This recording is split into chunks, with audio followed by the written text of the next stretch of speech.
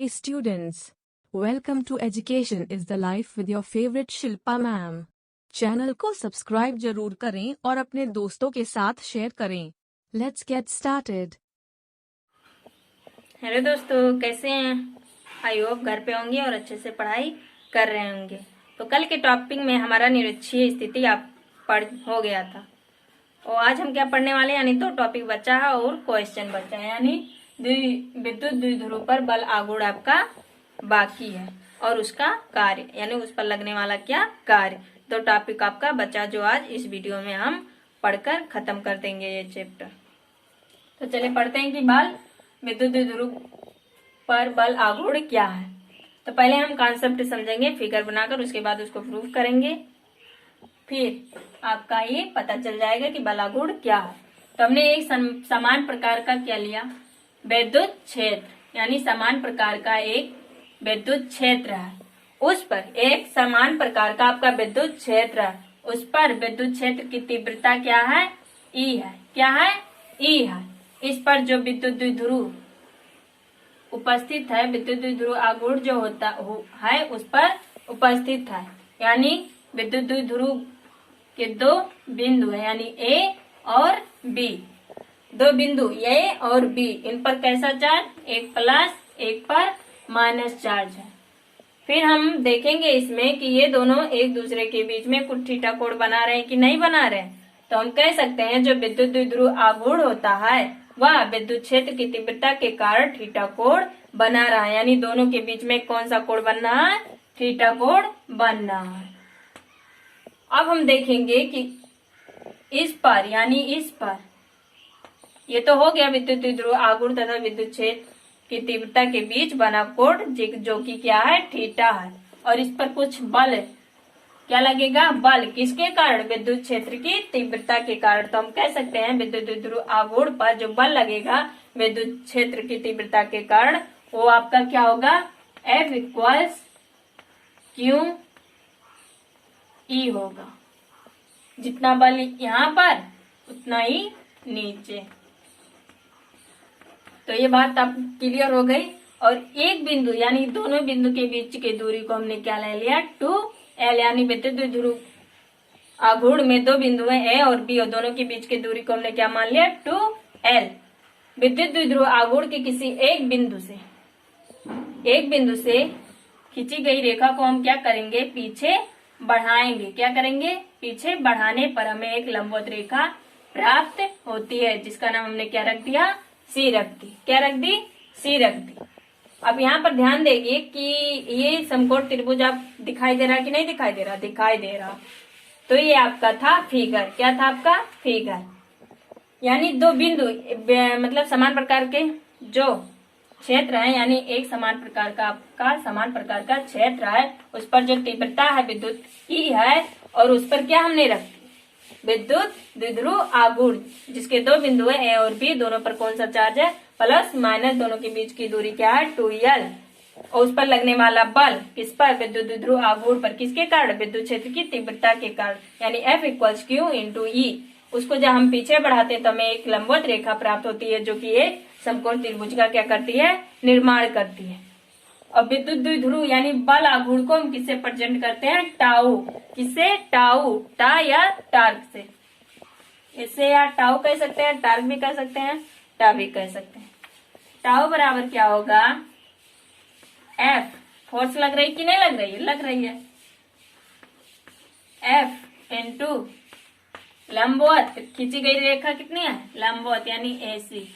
तो हम देखेंगे कि यहाँ पर F का मान पता है लेकिन AC का मान नहीं पता है, तो AC का मान क्या करेंगे, निकाल लेंगे एक फार्मूले के माध्यम, यानी साइन थीटा बराबर आपका क्या होगा, लंब बटा कर्ण, लंब बटा कर्ण। तो आपका AC बराबर क्या हो जाएगा, कर्ण कितना है आपका, 2L। क्या है, 2L, तो 2L इधर चलाया जाएगा, तो C बराबर हो जाएगा 2L साइन थीटा। पता चली। अब इसका मान हम कहाँ रख देंगे, इसमें रख देंगे, इसमें समीकरण इसको एक मान लीजिए, इसी में समीकरण एक में इसका मान क्या कर दे, रख देंगे, और F का मान भी रख देंगे। तो हमें टाउ बराबर क्या मिल जाएगा, Q इंटू ई गुणे 2l साइन थीटा। मिला कि नहीं मिला? मिला। अब जरा क्या करें, गौर कीजिए कि ध्यान दीजिए कि ये जो 2l है और Q हमने कहीं पढ़ा था, कहाँ? विद्युत द्विध्रुव आघूर्ण में, यानी P इक्वल्स क्या होता है? Q इंटू 2l, यानी P बराबर 2QL। ये फार्मूला हमने पहले लेक्चर में पढ़ चुकी हूँ। तो यहाँ पर Q है, 2 है कि नहीं है? 2 है। Q है कि नहीं है? Q है। L है कि नहीं है? L। तो इन दोनों की जगह पर हम क्या रख सकते हैं? P। क्या? P। P आपका क्या है? विद्युत द्विध्रुव आघूर्ण है। और क्या करेंगे? E है, E को उतार देंगे, साइन थीटा साइन को लिख देंगे। तो ये आपका था बल आघूर्ण का फार्मूला। समझ में आई? अब थीटा का मान यदि हम क्या मान लें, यदि थीटा के मान आपका क्या हो? 0 हो, तो टाउ बराबर आपका क्या प्राप्त होगा? 0 प्राप्त होगा कि नहीं प्राप्त? अरे भाई, साइन 0 का मान कितना होता? 0 होता। तो जब पूरा 0 हो जाएगा तो बल आघूर्ण जो है 0 नहीं हो जाएगा? हो जाएगा।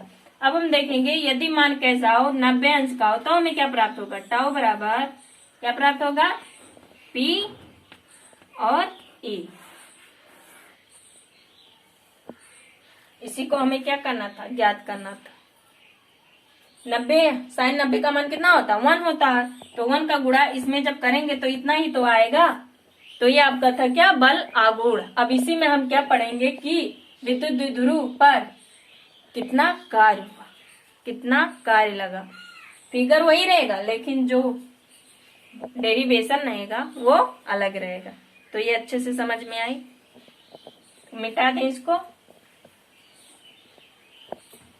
अब हम क्या पढ़ने वाले हैं?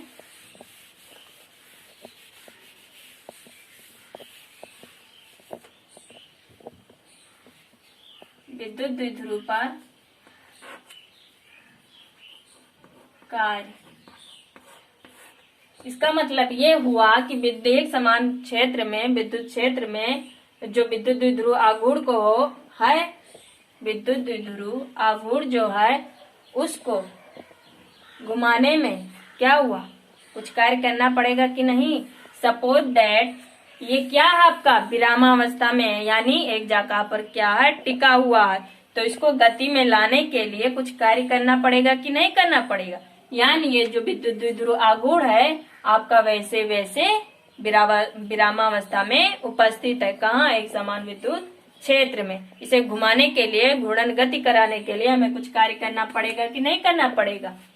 तो वही हमें क्या करनी है? ज्ञात करनी है। तो हम लिखेंगे क्या? प्रूफ करेंगे।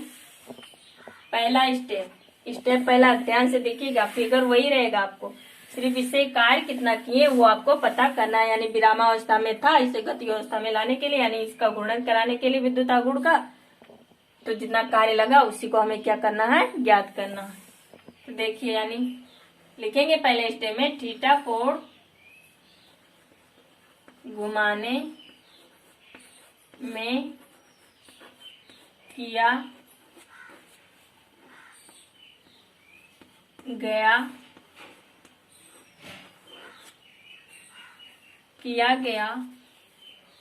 कार्य। डी थीटा आप क्या का? जो डी थीटा है आपका क्या है? छोटा कोण है। तो इस पर जो किया गया कार्य है, यानी डब्ल्यू बराबर क्या होगा? बल। कार्य बराबर क्या होता है? बल गुणे विस्थापन। क्या होता है? बल गुणे विस्थापन।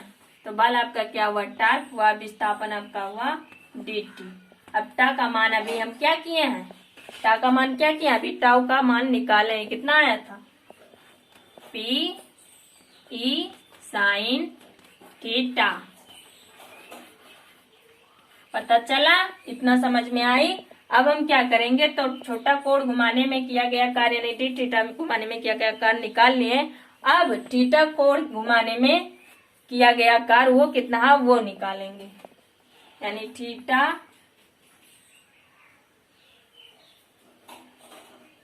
कोण घुमाने में किया गया कार्य, किया गया कार्य, ये हमें पता करनी है। तो हम दोनों को क्या कर देंगे, समाकलन, अवकलन, समाकलन, ये सब फर्स्ट ईयर में अच्छे तरीके से पढ़ाया गया होगा, तो उसको अच्छे तरीके से आप पढ़ लेंगे, तभी आपको फिजिक्स में जो डेरिवेशन करना होगा मजा आएगा, वरना नहीं समझ में आएगा। तो हम दोनों को क्या कर देंगे, यानी थीटा कोण, यानी पूरे कोण को घुमाने में, यानी कुल कार्य आपका कितना होगा, हम क्या कर देंगे, दोनों का समाकलन कर देंगे। शुरू कहाँ से कर रहे थे, यानी विरामावस्था में था हम, जैसे कि हमें मान लीजिए हम विरामावस्था में हैं, तो हम जहां से शुरू कर देंगे वहां से जहां थे वहां जीरो रहेगा नहीं, कि अभी हम कुछ चले नहीं है, तो वहां उसका मान क्या होगा, जीरो। जब जीरो से चलना शुरू करेगा तो थीटा कोण बनाएगा कि नहीं बनाएगा, घूमते घूमते उसके बीच में कुछ थीटा कोण बनेगी कि नहीं बनेगी, बनेगी। तो हमें क्या करना होगा, यहाँ पर जो लोअर लिमिट होगा, अपर लिमिट होगा, वह थीटा होगा, जो लोअर लिमिट होगा वह क्या होगा, आपका जीरो होगा। तो upper limit, lower limit D W, यानी जो छोटा ठीक मतलब कार्य था, यानी डी थीटा घुमाने में किया गया कार्य था, उसका मान क्या आया था, ये आया था, तो इसका मान यहाँ पर रख देंगे कि नहीं रख देंगे, रख देंगे। तो लिखेंगे P E sine theta D theta. अब क्या करेंगे, ऊपर वाला मिटा दें, मिटा दें।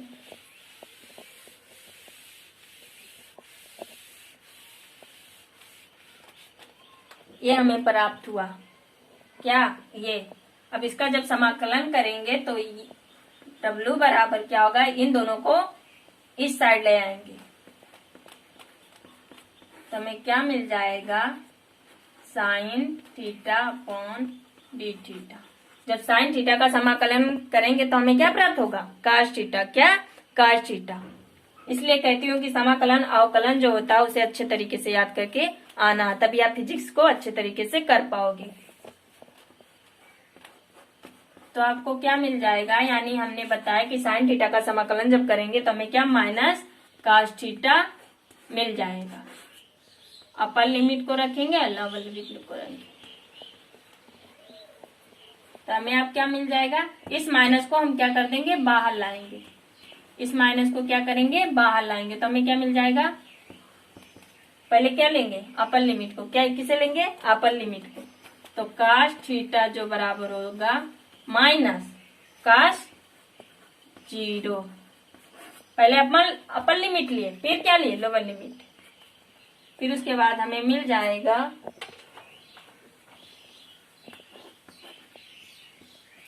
पी ई, काश थीटा का मान थीटा, काश थीटा ही रहेगा, लेकिन काश जीरो का मान कितना होता, 1 होता है। तो हम क्या करेंगे, यहाँ पर माइनस पहले से था, तो जब यहां से इसका मान 1 आएगा, यानी -1 आएगा,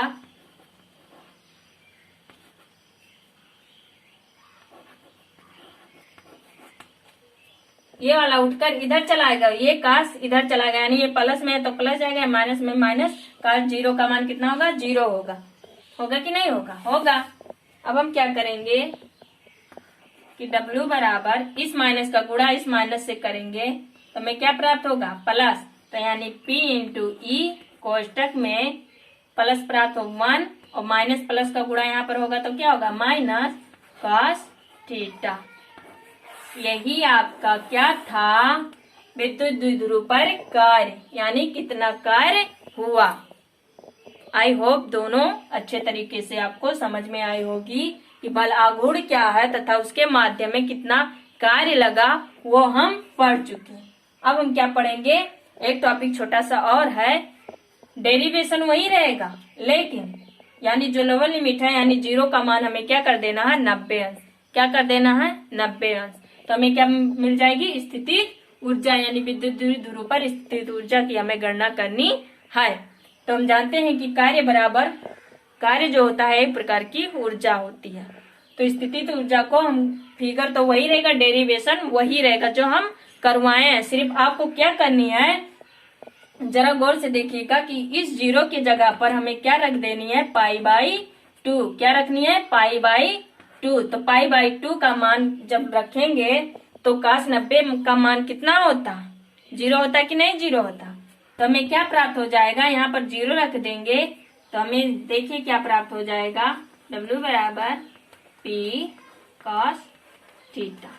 ये फार्मूला आपका कहाँ प्राप्त होगा, स्थिति ऊर्जा। यदि विद्युत द्विध्रुव पर हमें स्थिति ऊर्जा ज्ञात करनी है, यदि तुम्हें कार्य पता है, उसका डेरिवेशन और फिगर पता है, तो आप अच्छे तरीके से स्थिति ऊर्जा भी ज्ञात कर सकते हो। डेरिवेशन वही रहेगा, चेंज क्या करनी होगी, लेवल लिमिट की जगह पर यानी 0 की जगह पर हमें क्या करना है, पाई बाई 2 लिख देना। वही पाई बाई 2 का मान, जैसे हम cos 0 का मान क्या रखे थे, 1 रखे थे, तो cos पाई बाई 2 का मान हम 0 रख देंगे तो हमें ये फार्मूला अच्छे तरीके से पता हो जाएगा।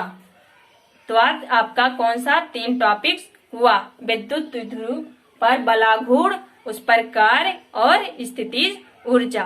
तो 3 टॉपिक आप इस वीडियो में देख चुके होंगे। स्थिति ऊर्जा का डेरिवेशन एकदम सेम कार्य की तरह रहेगी, सिर्फ आपको चेंज, फिर कह रही हूँ चेंज क्या करनी है कि जो लोअर लिमिट रहेगा आपके 0 था उसको क्या कर देनी है, पाई बाई 2 उसके जगह पर, और जैसे लिखे थे आप सब वैसे ही रहेगा। सिर्फ चेंज क्या करनी है, 0 की जगह पर आपको क्या रख देनी है, पाई बाई 2। तो cos पाई बाई 2 का मान क्या होता है, 0, यानी 1 हट जाएगा, P E और cos थीटा आपको प्राप्त हो जाएगा। ठीक है, तो आज के लिए वीडियो में 3 टॉपिक्स खत्म, यानी आपका सिर्फ क्या बचा, क्वेश्चंस बची है एनसीईआरटी का, जो कल हम अगले वीडियो में सारा एनसीईआरटी का क्वेश्चन लगवाएंगे 2 वीडियो में, क्योंकि वीडियो आपका लंबा हो जा रहा है। तो आज आपका पहला चैप्टर विद्युत आवेश तथा क्षेत्र, इलेक्ट्रिक चार्ज एंड फील्ड, यह आपका समाप्त हो गया। तो आई होप आपको जितना हम पहला चैप्टर में हम लोग पढ़े थे, आई होप आपको अच्छे तरीके से पता हो गई होगी। यदि कोई मिस्टेक हो, यदि कोई गलती हो तो उसमें कमेंट में लिखकर जरूर बताइएगा, उसे सुधारने की कोशिश करेंगे। तो आपका पहला चैप्टर समाप्त हो गया, सिर्फ क्वेश्चन बची है जो अगले वीडियो में हम कल डाल देंगे। जय हिंद, जय भारत। घर पर रहिए और अच्छे से पढ़ाई करिए।